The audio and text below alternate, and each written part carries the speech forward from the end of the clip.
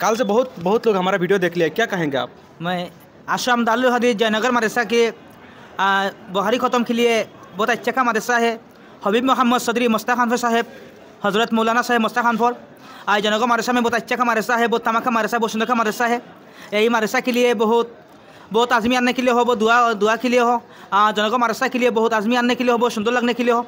आज मदरसा में बहुत आज़मी हजार मानुष दुआ तैयार शरीक करने के लिए আমরা সৌভাগ্য আমরা মিলতে हो जनक मदरसा के लिए और सब के लिए इंशाल्लाह अपना भैया हो सब दुआ करने के लिए हो। और একটা करी आप लोग के जनगर मदरसा के लिए और एगो वीडियो একটা करी अपने शेयर करने के लिए हो। और जनगर मदरसा को बहुत नामी का मदरसा है, बहुत मुल्लमकर मदरसा है, बहुत अच्छा का मदरसा है।